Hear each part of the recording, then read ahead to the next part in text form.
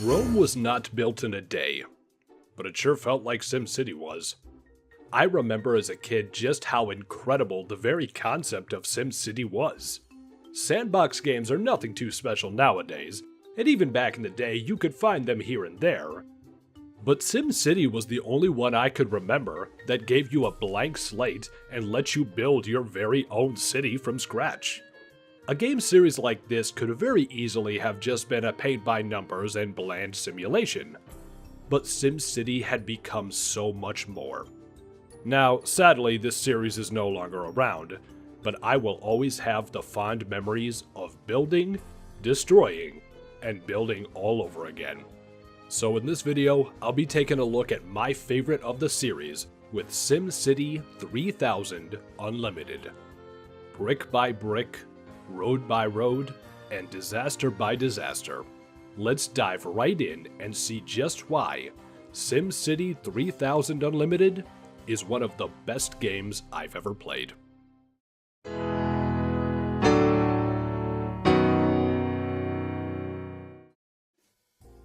So normally I'd save this segment for last, but for the first time in this series I'm taking a look at a game that really has no story. Now, there are scenarios where you can attempt to achieve certain goals towards a pre-made city, such as reconnecting East and West Berlin, or attempting to rebuild the last city on Earth after a major flood. But in all reality, the only real story is you as the mayor, attempting to make a city great from the ground up. So, with no story, instead, I'll tell you a story about my experiences with this game. Now, when this game came out, I was in love. I had played SimCity 2000 here and there, but this was the first incarnation of the game that I had owned. I remember specifically paying $20 for this game in the 6th grade, and really knew nothing about it. In fact, I had no real idea as to how to properly play the game, and kept taking loans to make an enormous city right off the bat, not really understanding how interest worked at the time. In fact, as dark as this next sentence is going to be, I only knew what the World Trade Center buildings were from playing this game. Moving on. But I spent hours on this game, building wonderful cities, learning the ins and outs, and calling my cousin Vinny for an extra 100 grand. Now fast forward to 2011. I had Steam and was itching to play another SimCity. Go figure, the only incarnation of SimCity on Steam was SimCity 4. According to Steam, I've put 71 hours into this game. Somehow. And I gotta tell you, I really don't like it. Why? Well, quite frankly, I think it's just too hard.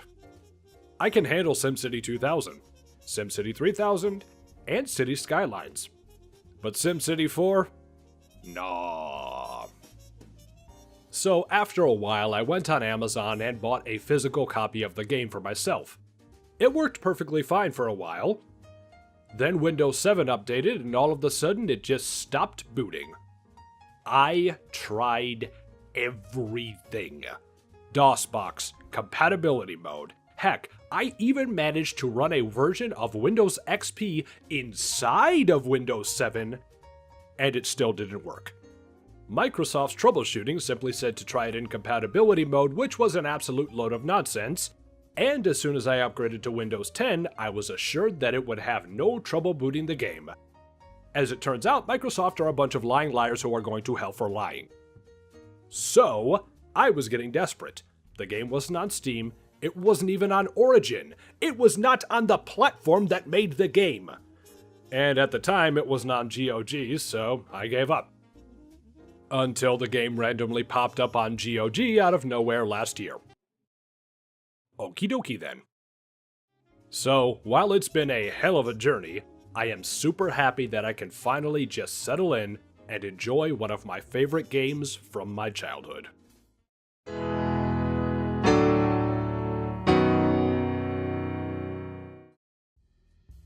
As you begin building your city, you'll discover that while you have a ton of leeway, you do have to have a plan in mind. Not enough power? No growth. Not enough water? No growth. Not enough police coverage? Riots. Not enough fire coverage? Fires. Too much pollution? Toxic rain. So realistically, you do need to continuously spin plates in order to make your city work. But thankfully, you have your advisors. You can go to them for advice on ordinances, city planning, and deals with your neighbors. Alternatively, you'd best believe that they'll begin yelling at you when you start messing up. Now, you could just turn disasters off to make your life easier, but where's the fun in that? This time around, you can suffer earthquakes, tornadoes, whirlpools, aliens, and locusts, just to name a few. As anyone who's played this series knows, sometimes destroying your city can be just as rewarding as building it. But once the dust has settled and the flames have extinguished, you can always rummage through the ashes and rebuild. And with time, you'll watch your city grow and grow until before long, you've created something wonderful. And prior to achievements and trophies, just the joy of accomplishment was a great reward in and of itself.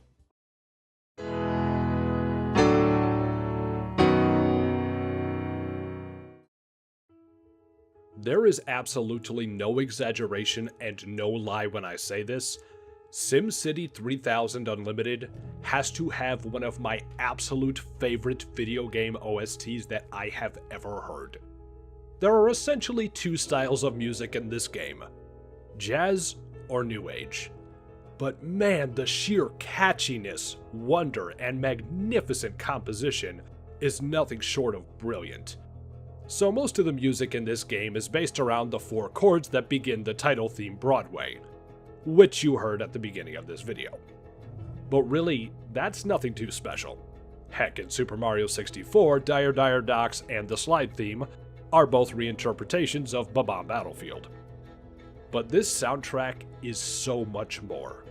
Each song in the game starts off slowly, usually with a couple of instruments. Over time, they become more complex, adding more instruments while becoming louder and more powerful. By the time these tracks hit their peak, you'll hear multiple instruments playing in harmony, swelling up to an incredible climax. Then once it's all over, it fades back down to a few instruments, ready to start all over again. This sheer brilliance of this wonderful music creates a beautiful and marvelous atmosphere, and I couldn't think of a better setting to create and destroy in this wondrous sandbox.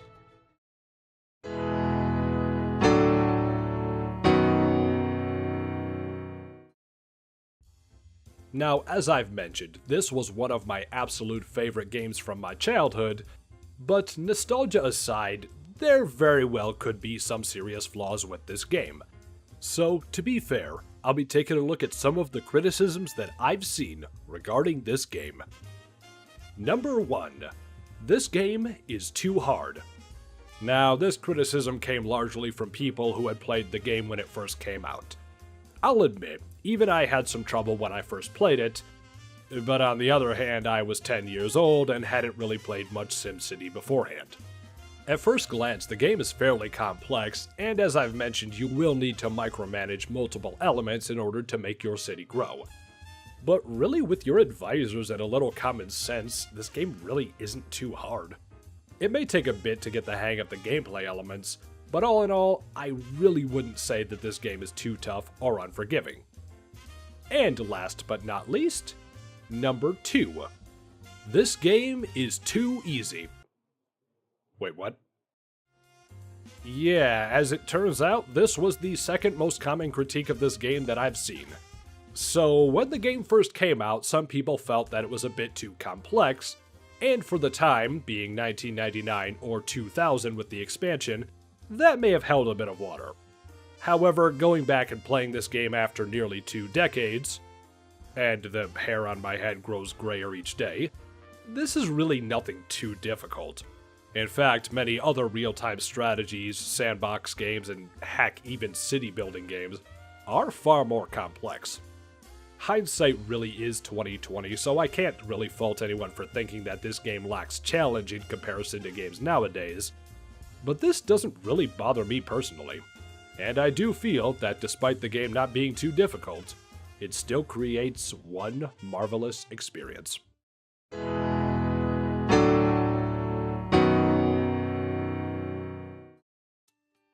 Control, Alt, Shift, C. I didn't even have to look that up. Those are the keys to open the cheat code menu in SimCity 3000.